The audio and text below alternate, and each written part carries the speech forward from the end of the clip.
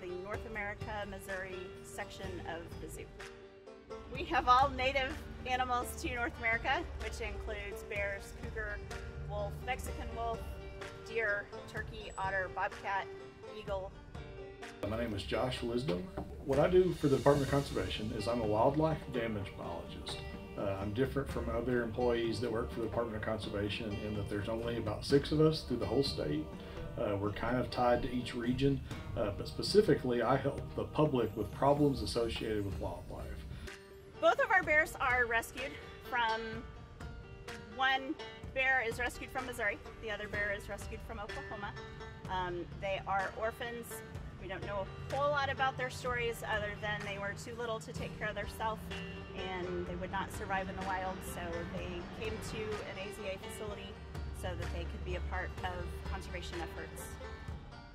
Bears like to eat, so an average day for the bears is they eat at least twice a day, if not 3 times a day.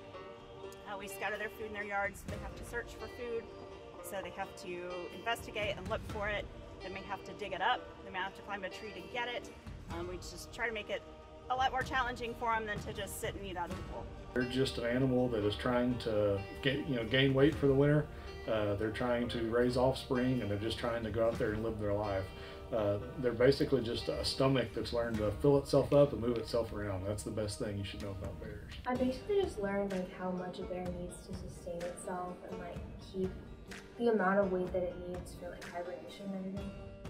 Our bears go through torpor every year. They do sleep in the yard, so they're on exhibit 24/7 through the winter months. They're a little harder to find because they're in their little tunnel that's sitting close to the viewing window.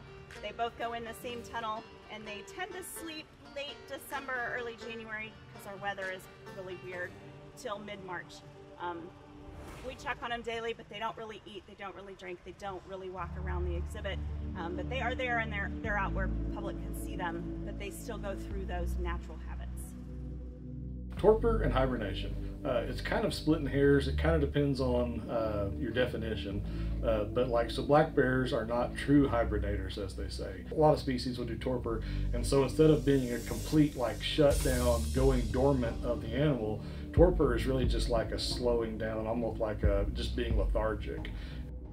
Probably my favorite thing about working with the bears is one of our black bears named Ona is super smart, and he'll pick up on training super fast, and it's just really fun and really nice to actually work with an animal that wants to participate and likes doing it and likes interacting and really wants to try hard. When we do encounters with the bears, we use Ona. He's just a lot more gentle. He's a lot more friendly as far as he wants to make you happy. I fed the bears.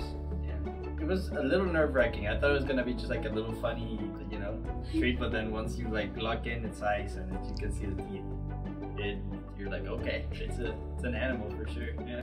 I was not scared because there was a large fence blocking me and the bear. They didn't look that violent. They probably could have taken me, but the keeper was also there the whole time, guiding me to do what was supposed to be done. It was really cool. I liked getting to see what the bears ate. It was kind of like what I eat, low-key. And I think it was really cool to hear about their nutritional needs from the keeper, and then get to actually feed them and see how they're actually eating. It's a base of Gerber baby cereal with a little bit of honey and water, and then it depends on the day what we have. We add, sometimes it's Cheerios, sometimes it's dog food, sometimes raisins, sometimes other baby food. Kind of just depends on what we have in the area, just to change it up from here to there. We use it because he likes it, which I know sounds funny, but we use it because he likes it. We were trying to find something that he would take willingly without a whole lot of effort, and that's what we use. And they both actually really like it. We can give meds in it, we can use it for encounters, we can use it for training purposes. It's just something they really like. There's a lot more work that goes into it than you might see at first. In the veterinary department, or just taking care of the animals, that you don't really see all of that. You just kind of go to the zoo and expect to see all the animals acting nicely and friendly, but there's a lot more work that goes into it, just keeping clean, keeping them healthy, and being safe. I want them to know that the bears at the zoo aren't treated inhumanely, and like the keepers really do care about them and are putting a lot of effort into not only their food but like the way that they're taken care of. So, Low Bear, and it's L-I-L bear, Low Bear. So when he came in, he was this little bitty teeny tiny bear, and so we all fell in love, of course. And we don't really know a whole lot about his story, but he did come in, and he does have some arthritis in his back and his hips, and so we do our best to just keep him kind of comfortable and make sure that, you know, he's comfortable and he's not struggling to move. It's kind of like if your knee hurts from playing softball, you're gonna go take an ibuprofen. You know, we want to keep him comfortable and make sure that he's content. We also do cold laser therapy with him and hydrotherapy, so that, you know, we're treating his arthritis the best we can so that he can live a happy, healthy, pain-free life. So as most people are aware, our bear numbers here in Missouri are increasing pretty dramatically. Actually, we're increasing about 9% right now, which is kind of an easier way to think of it, is we're basically going to double about every 10 years. They are becoming way more prevalent to be seen. They are becoming way more numbers in the area. They're having cubs. They're reproducing at a fairly good rate, which is really good for the bears. It's not so great for human-animal conflict. So I've had bears that have taken, you know, live chickens or tore the coop door off and gotten, you know, chicken feed. I have a lot of issues with bears in apiaries, so beehives. And so for them, we're going to talk about electric fence and how to install that. We also talk about exclusion. So again, it may be as simple as putting a ratchet strap over your dumpster to keep the lids down so the bears can't get in it. More often than not, if a bear is running across you, they're probably getting away from you before you ever know they're there. But again, you know, whether you're in Missouri or you're in the Rockies, wherever, just make sure the bear knows you're there. Give the bear a way to escape. Don't run away from bears, but especially with black bears, you can make yourself appear large, make noise, whether you're saying hey bear or you know, whatever works for you. But basically, if they know you're there and they have a way to get away from you, they generally are.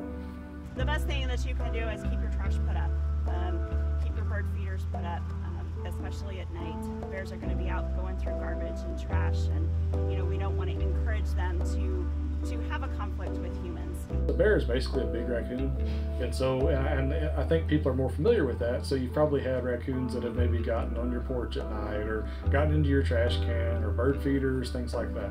The black bears we have here in Missouri are going to do the exact same things. So anything that they're interested in, a raccoon will be interested in, a bear is going to be. Almost all the conflicts, complaints, nuisance calls, whatever phrase you want to use, it always revolves around food.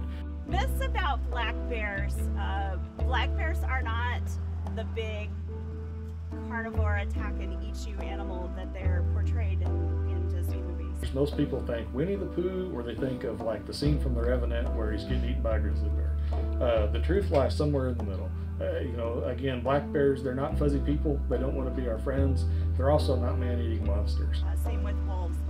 Wolves are portrayed in all of our movies as these ferocious creatures that are going to come and eat you and attack you. And they're really not. They want to leave you alone. They want to get away from you as fast as possible. We're the ones that want to see them. We're the ones that want to get closer to them. We're the ones that actually do them more harm than good because we encroach upon them. A black bear's not going to come and eat your child in your backyard. A coyote's not going to come and eat your child in your backyard. They want to stay as far away as possible. They're not looking at as a human being as a food source, as like a prey item. You're a lot of work, you're covered in clothes, you smell weird, it's a lot of work. They would much prefer to eat blackberries, acorns, things that are on the ground, things they don't have to chase. The best thing to do is to leave wildlife alone. If you see a baby fawn, leave it alone. Mom's within range. They don't leave them and just walk away. Mom's within range, they'll come back, they'll take care of it. So leave that animal where it is. Same with rabbits and squirrels. If you see them, leave them alone. There are rehabbers in Missouri. the unfortunate part is some of those animals don't get to be able to be released back into the wild. If you leave them alone, they have a better chance of their mother taking care of them. A big one is baby birds that get knocked out of nests. Leave them alone. Their parents are there. A baby bird's not able to fly, so they can't fly back up into the nest, and the parent's not going to pick them up and take them back to the nest. But the parents are still going to take care of them even though they're on the ground. So the best thing to do is just to leave wildlife alone the best you can. We want to keep the distance so that they can stay wild and we don't cause a problem for those animals.